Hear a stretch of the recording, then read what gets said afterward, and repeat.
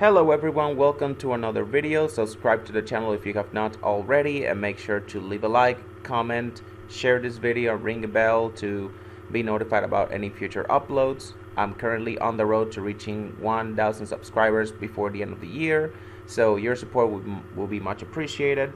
Today we will be talking about the Martinsville Cup race. And honestly, I was very disappointed at first when NASCAR announced they would not run the soft option tire anymore, because it produced some great racing in the fall race as well as the race at Phoenix a couple weeks ago, or at least as good of a racing product you're gonna get at Martinsville with this Gen 7 car.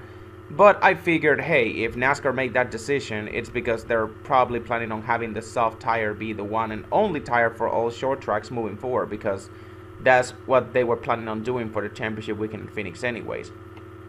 Maybe it was just me being wishful, but thankfully NASCAR indeed announced they would be using the same compound they used for the Clash at Bowman Gray. And if you remember that race, the racing product in the long run was really good, since the tires were soft and laid out rubber over time, causing them to quickly wear out. So my main hope for this race was that we saw a lot of green flag action, which has been a trend for Gen 7 Martinsville.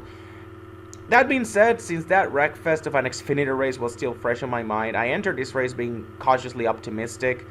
Anyways, Christopher Bell finished on the pole, his first pole of the season, and a good qualifying session for JGR as a whole. After looking below average in qualifying to start the year, they put all four of their cars in the top 13. And for Bell especially, this was also his first top 10 start of the season. Hendrick Motorsports was just as good though, if not better. All four of their cars qualified top 10, with Elliott, Bowman, and Larson qualifying second, third, and fourth. And only 0.4 of a second separated the pole sitter and the 35th place qualifier, Riley Herbst. Now, I would normally be very concerned about this, because normally it would mean that track position is king and it would be hard to pass all race long. And while track positions still matter, especially in the short run, with this new tire compound, it's not the end all be all it usually is. Your race is not over, as long as, of course, you were in a different tire strategy. But anyways, race started. Opening laps were all Gibson Hendrick in the top 5, Bell and Elliott taking turns leading laps. And that's how I thought most of the race would play out, until a caution for debris came out on lap 30. And from there, the strategy game began, and the lead became a revolving door as drivers either pitted or stayed out over the course of the race. And while we didn't get to see much of a long run in the first half, the race was far from a wreckfest. The cautions were well spread out, and they just compounded to the driver strategies to a point that it almost felt like every single driver had a different agenda as far as strategy went, at least in the first half. The second half was just pretty straightforward. But for the first half, these cautions really added to the uncertainty of the race, because every time a caution came out, it was at like a key moment of the race where you didn't know who would pit or who would stay out. Some drivers would pit for 2 tires on one stop and take 4 on the other, or they would pit for 4 early on and stay out the rest of the way. I even saw guys like Brad Keselowski who stayed out for an entire stage just to secure some stage points. That's exactly how Joey Logano won stage 1. It was by staying out on the caution before the stage end.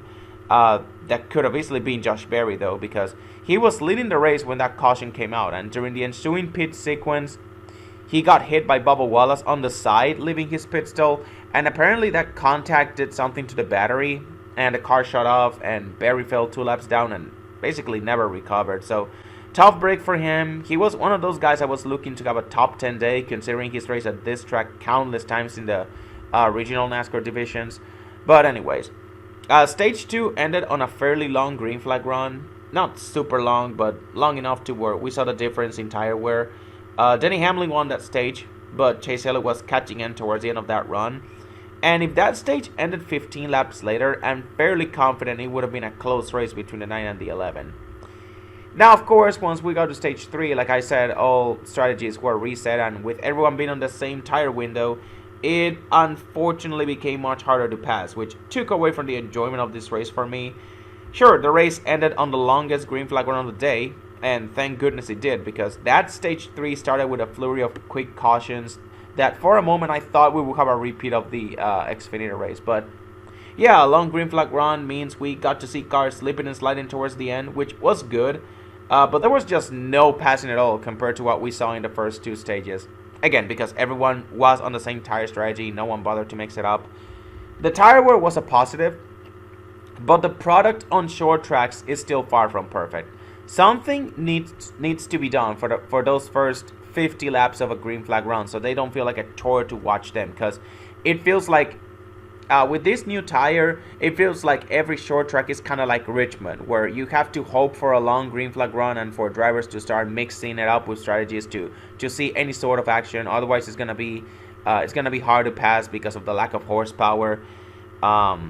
And it seemed at one point after everything calmed down that nothing was happening over the course of the final 80-90 laps of this race, because again, everyone was just on the same tire strategy for the entire second half. Christopher Bell tried to make something happen, but he just couldn't get within striking distance, and as the laps kept winding down, Hamlin just started pulling away from everyone because he's just the best at this type of situations where you have to manage your tires. So yeah, Hamlin would have probably won this race anyways if it stayed green all the way, because he got the best long run car, but some passing along the way would have been nice. I mean, the moment the 11 took the lead was literally no one else had a chance. The race was pretty much over. It felt like no one was getting to him. Even Chase Elliott, who was arguably his biggest challenger for the win, he couldn't get past Christopher Bell or Bubba Wallace to even crack the top three and settle for fourth. And he was clearly faster than those two. And that's another thing I wanted to mention. As the race went on, it seemed like Hendry Motorsports as a whole was getting outmatched by the Toyotas. They were able to keep up in the first half, but then in the second half, they were just superior. Only Larson and Bell showed top 5 speed. Byron just could never get going, and his car just fell apart in the long run. A mistake on pit road in stage 1 also didn't help in track position wise, because he qualified top 10. And the same could be said for Alex Bowman, who had to make an extra pit stop in stage 2, costing him all of his track position, and he got a top 10, maybe top 5 car before then, so really tough break for him as well.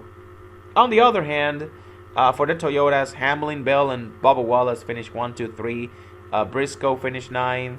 Ty Gibbs had a top 10 car before his incident with Reddick, but he still finished 13th, which is actually his best finish of the season. And yeah, sure, Eric Jones got disqualified for failing post-race inspection, but we're not going to talk about him because he finished 24th, okay? It wouldn't have made much of a difference. Anyways, after JGR started the season slow, outside of the 20 car, it looks like they have started to heat up again. That was their best performance so far this season as a team overall, both in qualifying and the race. And it's a good thing too, because some good tracks are coming up over the next 2 months in the spring, like Darlington, Bristol, and Kansas. So yeah, congrats to Hamlin, congrats to Chris Gale. Maybe having a veteran driver was the way to go all along, though I'm still not a big believer of him, given his history, but so far so good. And also congrats to Progressive. They just picked up their first win as the 11's primary sponsor in just their second start, so safe to say they're definitely getting their money's worth. As for this race, I'm giving it a C+. If the racing from the first half held up the rest of the way, maybe I would have given this race like a B- or even a B, but make no mistake, this new tire was a step in the right direction.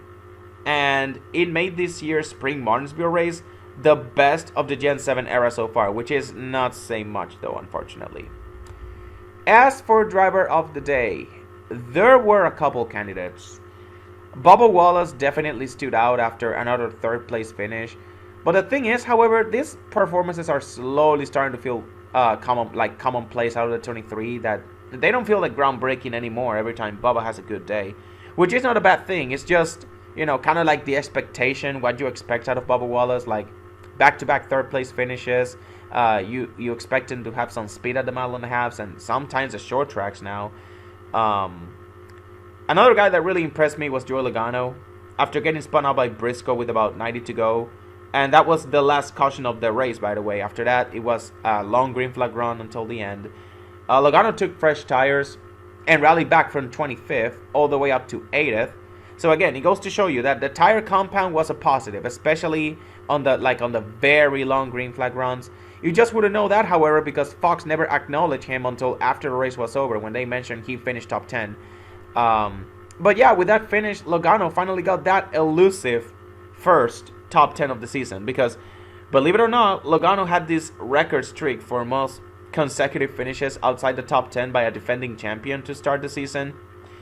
And it wasn't due to lack of speed, because Penske, remember what I said last week, Penske, their drivers were 1, 2, 3 in laps led for the first 6 races of the year. So they were contenders, they were bringing speed every week. It's just that they had no luck, particularly Ryan Blaney, who, by the way, finished this race in 11th after starting from all the way back in 35th.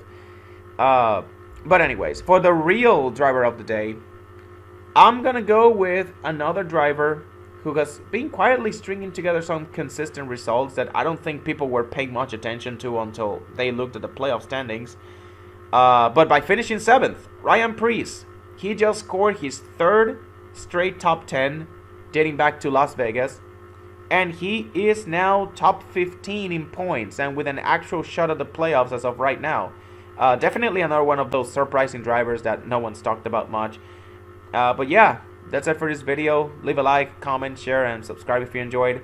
Again, I'm on the road to 1K before the year ends, so every little bit of your support helps. Thank you so much, and I'll see you guys in the next video.